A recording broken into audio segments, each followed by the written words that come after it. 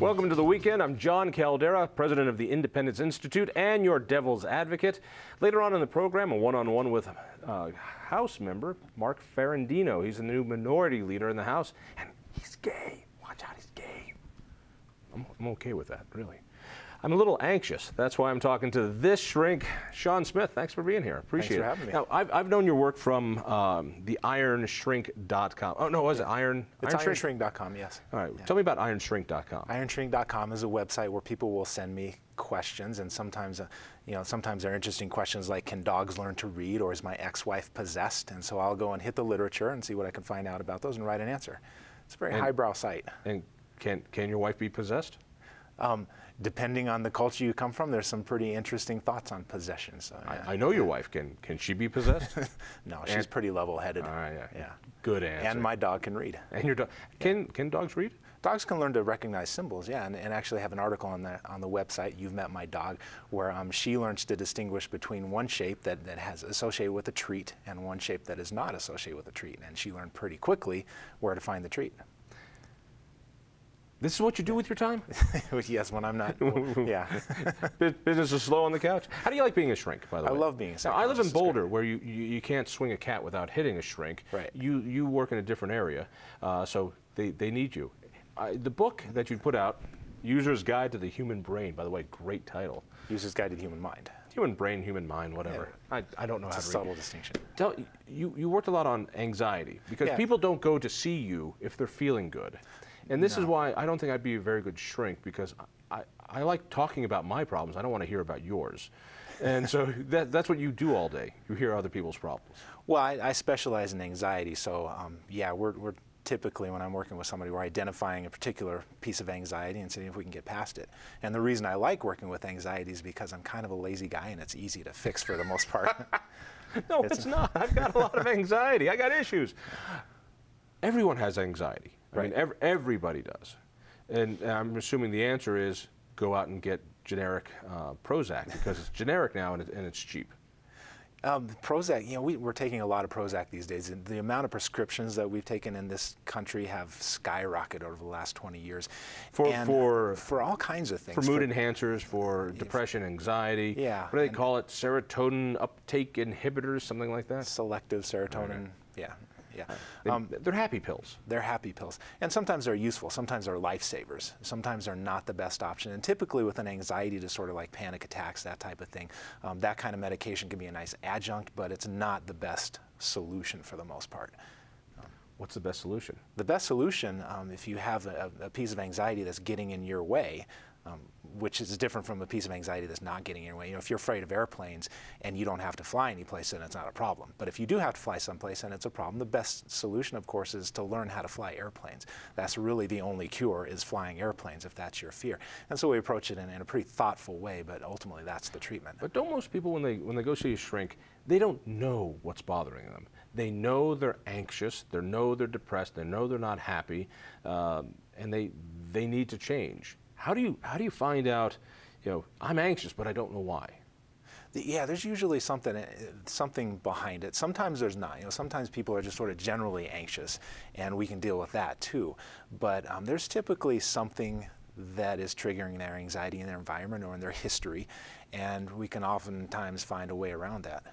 Give me the argument between nurture and nature, in that I've seen people who've suffered from depression and anxiety, and if you look back, their parents had it, or one of them did, or their grandparent had it, and it seems like there might be a chemical or genetic element to this. Is there? Yeah, I've really noticed that in my practice, because I've been working with anxiety for quite a while now, and a lot of times people will come in with a family history of anxiety, and you will start asking about what their family did in response to that, and you'll hear things like alcohol or working or philandering, or all the different ways that people respond to anxiety, but it's usually the same type of problem that kind of propagates in a family. Now that could be genetic, but it also could be the habits of the family being passed down, or both. But if it's genetic, if it's a chemical thing, doesn't it call for a chemical answer? Well, everything in your brain is chemical. If you learn something today, you're having chemical processes going on in your brain, and so it's a chicken and the egg. This Can you really think your way out of anxiety? I guess that's the question. Yes and no. A lot of people get in trouble actually trying to think their way out of anxiety, because anxiety is sort of like quicksand, where you can get into a bad cycle where the more you struggle against it, the worse it gets. The more you try not to have it, the more you have it. It's like if I tell you not to think of an elephant, you're going to think of an elephant. Similar thing can happen with anxiety. I'm thinking of a donkey, actually. Now, let's try social anxiety. People who have a hard time being at a party, people who have a hard time when they're called on at school, these people who don't want to give a presentation at work, and I mean, they freak out. I've heard, and maybe it's just urban folklore, that the anxiety of public speaking, people prefer the thoughts of suicide more than the thoughts of actually having to get up and talk in front of people they know. So, so somebody comes in and says, I don't want to talk to people, I'm uncomfortable, I don't want to go to cocktail parties, I don't want to do anything. What do you do?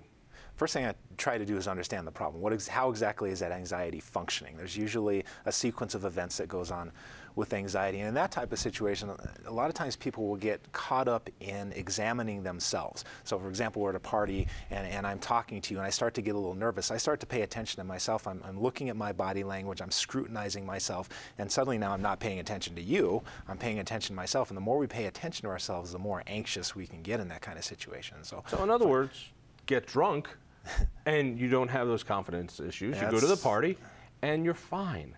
That's the solution. That is a solution, and as long as it doesn't get out of hand, it's a solution. Thank you. Can you write that down for me? You remember the second part, as long as it doesn't get out of hand. I didn't hear that part. So people who look at the book, User's Guide to the Human Mind, and they're saying, I'm depressed, I'm anxious, I'm not happy. Give me the step-by-step. They can't afford to go see you. And let's say they can't even afford to buy the book. What is it that you would recommend they do? With conditions like anxiety and depression, one of the best things you can do is learn to notice what your mind is doing, which sounds like a simple thing, but it's actually a little bit more complicated. It's actually not real complicated, but it's hard. It takes, in the sense that it takes a lot of practice to watch what your mind is doing and know how it's trying to help you versus knowing when it's working against you. Give me an example. An example being, you mentioned relationships earlier. You were talking about like being afraid when you're up on a stage speaking to people. We are wired to be very cognizant of what other people think about us. The reason for that being that we're pack animals. We don't do well individually, and there was a time through a long time of our history where being ostracized from the group was the same as a death sentence. And so we have it in our heads. We carry this wiring today to be very worried about what other people think about us. So if you're a mind worrying about what people think about you, where's the worst place you could be? It's up on a stage where everybody's looking at you, everybody's scrutinizing, or so we think. Most people are probably not paying as much attention as we think. But that's an example of the mind really looking out for us. It's trying to keep us in the good graces of others, but it passes that threshold of usefulness where now it's gotten us frozen. I understand fear, the evolutionary aspect of fear. Don't go play on top of the cliff. Right. You could fall and die. Right. I'm afraid of heights. That could help save me. I can say, running down the road, I'm scared of that. That works. But a lot of times these things get triggered and the threat isn't there.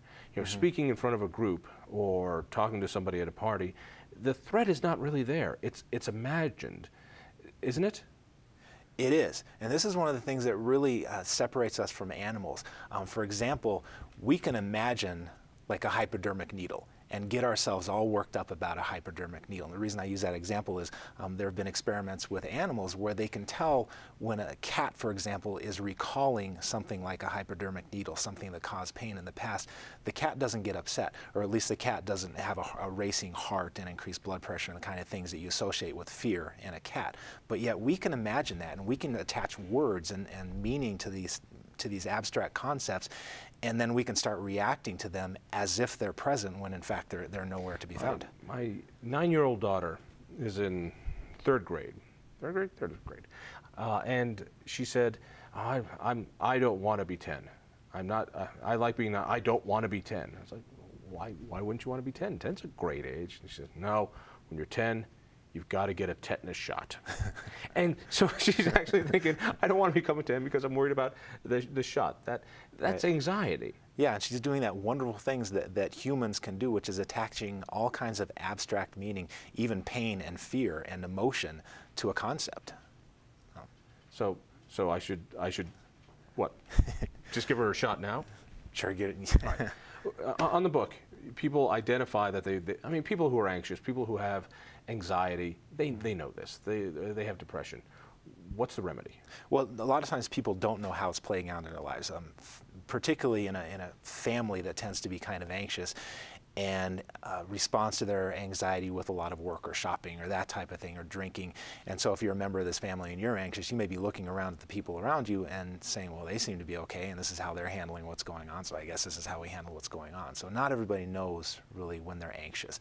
But when you do key into it and you do notice it, the steps are fairly simple. They're a lot of hard work, but to notice what your mind is doing, when it's doing it. Give me an example of knowing what your mind is doing. Knowing what your mind is doing. So going back to that stage example, knowing as you go up there, or before you go up there even, that your mind is probably going to protest. There's some corner of your mind, some corner of your brain, because the brain has different parts and pieces doing different things and reacting to different things. And so good lobotomy takes care of that. A good lobotomy will make you not care about a lot of things, yeah, because it can separate our higher selves from these more primitive parts of our brain. But knowing in advance that your mind is going to give you a hard time about doing something that it perceives as dangerous, even though it may not be dangerous, like a tetanus shot. How do you know whether it's dangerous or not? How do you know whether this is worth being anxious about, this is not worth being anxious about? Going up in front of your coworkers to present the new product of the year versus something that you really should be anxious about, playing with a loaded pistol. Right. Right, and most people do know, they know logically that I shouldn't be so anxious when I'm going to speak in front of my coworkers, and that's one of the things that is so hard about anxiety, because people then start to beat themselves up knowing that this is a perfectly safe situation. And you can see us being anxious about all the wrong things in life. For example, we're anxious about guns in our houses because kids might get hurt, but we're not anxious about swimming pools, which are much more dangerous to kids. We kind of misdirect our anxiety a lot. But on an individual basis, people usually do know the irrationality of it. All right. Last question. You know it, you can identify it, you want to get rid of it. Other than buying the book, what do you do? You learn to tolerate what your mind is giving you. This is a very difficult thing because, like using that example of giving a speech, it's a very powerful, visceral feeling, that kind of anxiety, and it's a difficult thing to ignore. But it can be done. You can get to the point where you say, okay, I recognize that my mind and my body are protesting me doing this, but that's all really just an illusion, that I can follow my values here, I can follow what's important, do what I want. Just because the fire alarm is going off doesn't mean there's a fire. Exactly. All right. The User's Guide to the Human Mind. I'm assuming Amazon has lots of copies to buy at any place else. You can go to Iron Shrink and Iron find, Shrink. Yes. Check out ironshrink.com. It's actually it's a hoot. It's a wonderful thing. Shawn, thank you. Stay tuned.